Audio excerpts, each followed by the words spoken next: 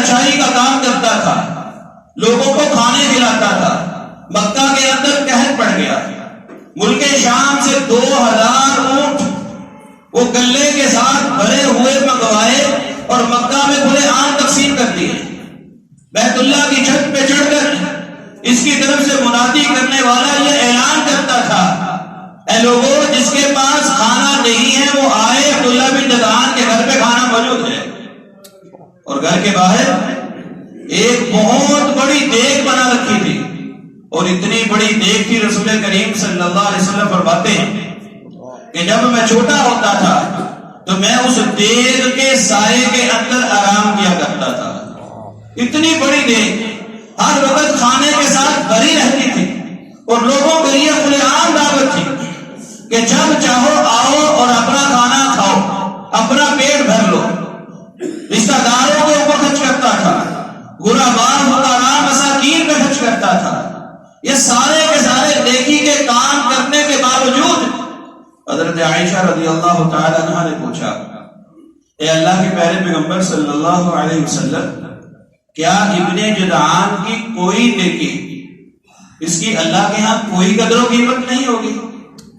رسول کریم صلی اللہ علیہ وسلم نے فرمایا، عائشہ نہیں، اللہ کے ہاں اس کی کسی نیکی کی کوئی قدر و قیمت نہیں ہے۔ اس کی وجہ کیا ہے کہ اس نے اپنی زندگی میں کبھی ایک بار بھی یہ بات نہیں کہی، رب اغفر لی خطیئتی یوم الدین، اللہ کی ذات پہ ایمان نہیں لایا، دائرہ اسلام کے اندر داخل ہوا ہی نہیں ہے، اس لیے جو مرضی عمل کر لے اللہ کے اس کے عمل کی کوئی پرواہ نہیں۔ دین اسلام اتنی بڑی نعمت ہے، اور آپ یقین جان لیجیے دنیا کے اندر جتنی خرافات ہیں، اگر ہم ان خرافات کے بارے میں جانیں تو ہمیں پتہ چلے گا کہ اسلام یہ بہت بڑی نعمت ہے۔ یہ اللہ نے جو ہم کو ماں کی گود کے اندر یہ دین عطا فرما دیا، اس پہ ہم اللہ کا جتنا شکر ادا کریں اتنا کم ہے۔ یہ اتنی عظیم نعمت ہے، اگر ہم دنیا کی خرافات کو دیکھتے ہیں تو پھر ہمیں اس دین اسلام کی قدر و منزلت کا احساس ہوتا ہے۔ آپ ذرا غور کریں، یہ وہ دین کہ جب کوئی انسان اس دنیا سے چلا جاتا ہے، دنیا میں رہنے کی بات نہیں ہے، بلکہ جب دنیا سے چلا جاتا ہے، جب وہ میت ہے، اس کے اندر روح باقی نہیں رہی، اس دین اسلام میں اس کا بھی کرام موجود ہے۔ رسول کریم صلی اللہ علیہ وسلم نے ارشاد فرمایا کہ میت کے جسم کو کاٹنا وہ ایسے ہی ہے جیسے تم زندہ کے جسم کو کاٹتے ہو۔ میت کو نقصان پہنچانا ایسے ہے جیسے تم زندہ کو نقصان پہنچاتے ہو۔ تو یہ دین اسلام، اس کی قدر و منزلت کا اندازہ لگائیے کہ وہ انسان مر چکا ہے دنیا کے اندر، اب اس کا رول ختم ہو چکا ہے، لیکن اس کے باوجود شریعت کا حکم کیا ہے کہ تم اس کو اچھی طرح غسل دو، ایک اچھا کفن پہناؤ، پھر کندھوں کے اوپر سوار کر کے تم قبرستان کے اندر چھوڑ کے آؤ، وہاں پر اس کے لیے دعائیں استغفار کرو، جب قبر کے اندر رکھو تو وہاں پر بھی اس کو قبر پہ رکھنے کے بعد اس کے لیے ثابت قدمی کی دعا کرو۔ یہ دین اسلام ہے کہ جس نے میت کا یہ اکرام سکھلایا۔ اور دوسرے ادیان کے اندر آپ جانتے ہیں ہندو کیا کرتے ہیں؟ جب کوئی انسان مر جاتا ہے ہندو کیا کرتے ہیں؟ لکڑیوں کے ساتھ باندھ کر اس کو آگ کے اندر جلا دیا جاتا ہے۔ جب میت اکڑ جاتی ہے اس کا سر اوپر کو اٹھتا ہے، پھر اس کو ڈنڈے مار مار کر پھر نیچے کرتے ہیں۔ جب وہ جل کے راکھ ہو جاتا ہے پھر اس کی راکھ کو پانی کے اندر بہا دیتے ہیں۔ اور اس سے آگے بڑھئے، یہ پارسی لوگ جو ہیں، یہ ملک پاکستان کے اندر بھی لوگ موجود ہیں، اور دنیا کے دیگر ممالک کے اندر پارسی کیا کرتے ہیں؟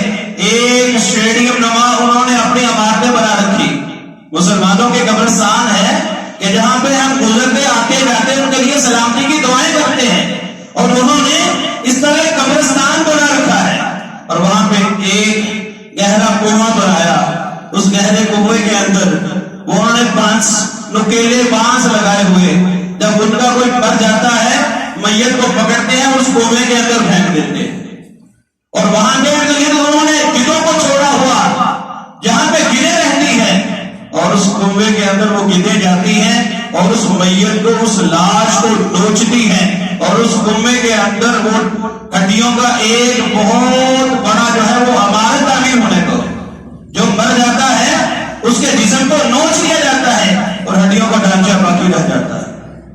آپ ذرا غور کریں کہ دیگر مذاہب کے اندر میت کے ساتھ کیا کیا جاتا ہے۔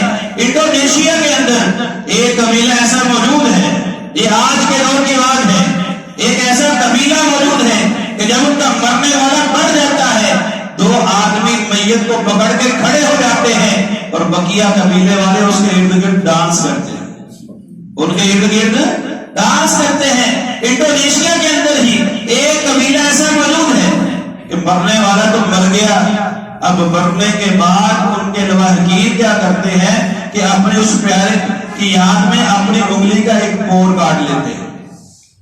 یہ میرا بیٹا دنیا سے کیا انگلی کا پور کاٹ لیا، جب انگلی کو دیکھیں گی تو بیٹے کی یاد آئے گی، پھر دوسرا کیا دوسرے پور کو کاٹ لیا۔ کئی ایسی خواتین ہیں، تصاویر موجود ہیں کہ ان کے ہاتھوں کی دسوں انگلیاں کے پور کٹے ہوئے۔ آپ ذرا اندازہ لگائیں اسلام کی قدر و قیمت کا کہ اللہ نے ہمیں انسانی کی ساری خرافات سے محفوظ فرما دیا۔ یہ دین اسلام اتنی بڑی نعمت ہے، اور اللہ تبارک و تعالیٰ نے اس بارے میں کیا فرمایا؟ ما جعل علیکم فی الدین من حرج، اللہ تبارک و تعالیٰ نے آپ کے لیے دین میں تنگی رکھی ہی نہیں ہے۔